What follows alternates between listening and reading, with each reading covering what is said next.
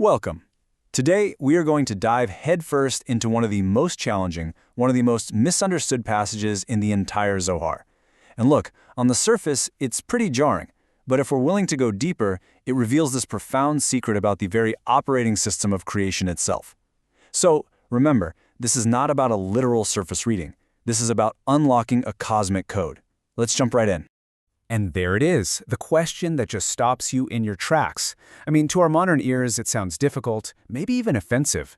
But Kabbalah teaches that these ancient texts have layers, right? They're like an onion. The simple, literal meaning, well, that's just the outer skin. We are not staying there. Today, we're going straight to the core, to the sod, the secret meaning. This isn't really about gender as we understand it. It's a code. It's a code about power, purity, and the very structure of reality. So how do we crack this code? Well, we're going to go on a journey. We'll start with the serpent's echo, way back in Eden. Then we'll jump forward to a massive cosmic purification at Mount Sinai. After that, we'll actually look at the blueprint of creation, understand these deep, powerful currents of judgment and mercy, and then see how this whole system balances out in practice. By the end, we'll see the whole picture. This is our map for today. Okay, so our story begins where all stories do, in the garden. But I want you to reframe this with me. This wasn't just about a piece of fruit. This was a foundational, metaphysical event. It literally changed the source code of human consciousness. So don't picture a talking snake. I want you to think of it more as a subtle, chaotic energy, a kind of spiritual virus, finding its very first entry point into the human system. Right, what happened here was a spiritual transmission. The Zohar has a specific name for the substance of this transfer, Zohama.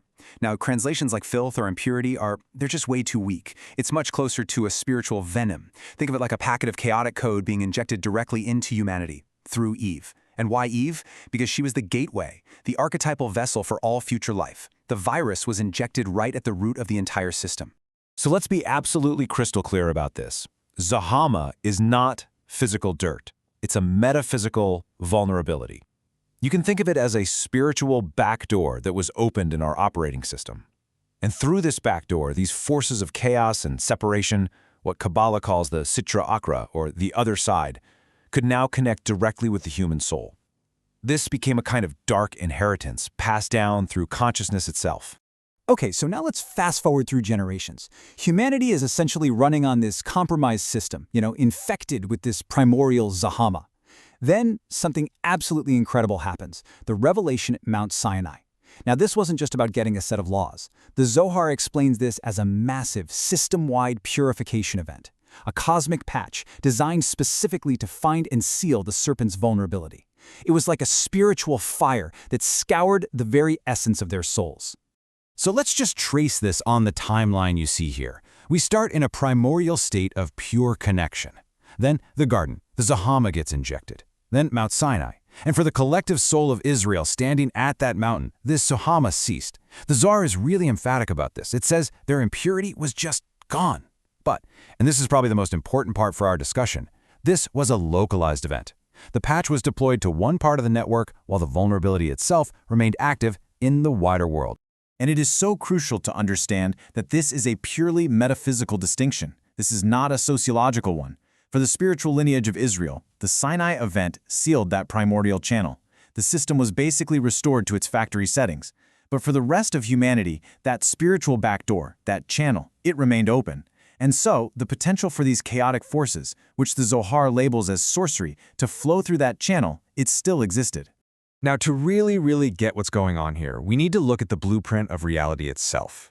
In Kabbalah, this is described with a model called the 10 Sephirot, which you've probably seen pictured as the tree of life. I want you to think of these not as 10 separate things, but as 10 divine channels or attributes, almost like cosmic prisms, through which the infinite light of God creates and interacts with everything that exists. Now, this entire system is built on a fundamental polarity, symbolized by the left and right sides that you see here.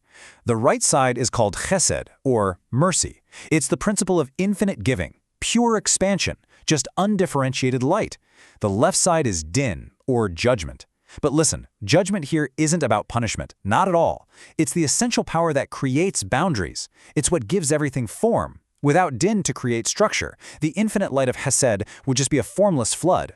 Din basically carves the riverbanks, so the river of light can actually flow, and this is the archetypical feminine principle. In all of this incredible energy from both sides, it all flows down to the final Sephira, right at the bottom of the tree, Malkut, the kingdom. This is where it all comes together. It is the great vessel, the womb of creation, where the spiritual blueprint finally becomes physical reality. As the ultimate receiver, Malkut is the archetypal feminine. And critically, it is primarily built from and most attuned to the boundary-setting, form-creating power of Din from the left side. Okay, here's where we connect it all back to that difficult question from the beginning. When the Zohar says women at this deep, secret level, it is not talking about human females. It's referring to the cosmic principle of Malchut, the receptive, vessel-like aspect of reality itself. And this principle, by its very nature, is most directly tuned in to the powerful, raw energies of the left side, those cosmic currents of Din. So what is sorcery in this model? It's not spells and cauldrons. It is the metaphysical act of tapping into and manipulating the raw, unpurified, and unbelievably powerful creative energies of Din. It's drawing down this power of structure and form directly, without the balancing flow of mercy from the right side. And this is only possible where that channel of primordial Zohama, the serpent's back door, remains open. So the metaphysical link is clear. The feminine principle connects to Malkut, which channels Din, a raw, creative power. And where that Zohama vulnerability still exists, that power can be misused as what the Zohar calls sorcery. Let's just translate this ancient secret into modern language with a quick tech analogy. Step 1, the primordial exploit. In the garden, a cosmic hacker, the serpent, introduces a root-level security vulnerability, that Zohama, into the operating system of creation. Step 2, the network patch. At Sinai, a security patch is deployed, but it only closes the vulnerability for one specific user group, Israel. Step 3, the open port. For everyone else on the network, that port remains open, and the feminine archetype, Malchut, by its very nature, has high-level permissions and is just more sensitive to the chaotic data that's flowing through that unpatched port. So far, we've been talking about a really high-level cosmic blueprint. But Kabbalah isn't just theory. It's a deeply practical system. So how does all of this play out in real life, in our world? Well, the most direct example the tradition gives us is the set of spiritual practices around what's called menstrual purity, or niddah. Now, just like our opening question, this is another area that is profoundly misunderstood if you only read it on the surface. So, from a Kabbalistic perspective, the menstrual cycle is a physical echo of the Malchut principle's deep, deep connection to the raw, life-creating and life-shedding power of Din. The state that's called impurity, it has absolutely nothing to do with being dirty. It's a metaphysical state. It's defined by a direct connection to this raw, unshielded cosmic power. The laws of separation, then, are not a punishment. They are a sacred safety protocol. It's a spiritual technology designed to manage a direct line to a high-voltage cosmic reactor. And this protocol allows for a necessary cycle of separation, purification, and renewal, which actually leads to an even higher state of holiness in the end. You know, we can understand this using a couple of different models depending on how your mind works. For the gamer's mind, think of it like this. A character in a game periodically enters a power-up cycle where they're channeling raw, chaotic magic. During this phase, they stay in a sanctuary. You don't go into battle. This lets the energy cycle through safely and the character emerges even stronger. Or, for a more technical mind, think of it as a biospiritual reactor entering a scheduled maintenance mode. It needs to vent raw energy from the Din dimension. So safety protocols, in this case separation, are engaged to prevent system instability before the reactor is brought back online in a purified, more efficient state. Okay, let's bring all these different threads together now. We have journeyed from Eden all the way to Sinai, through the very architecture of reality, and into the practical application of these cosmic laws. I think it's time to go back to the Zohar's original question, but this time we're armed with a much, much deeper understanding. So here is the ultimate point, the secret meaning.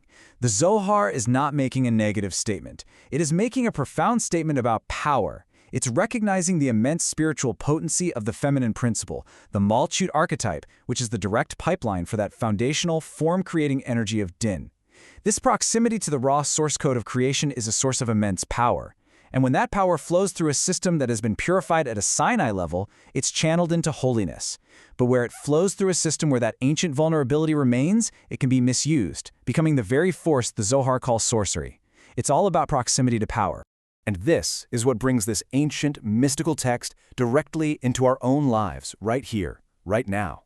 Because this isn't just some cosmic theory.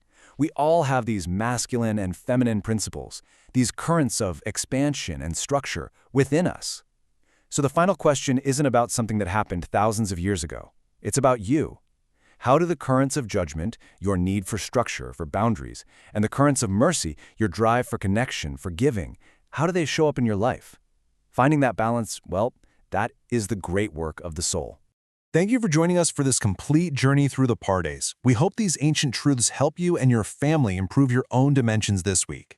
If you enjoyed this full chapter deep dive, please like, subscribe, and share which part of the journey touched your soul in the comments. We'll see you in the next chapter.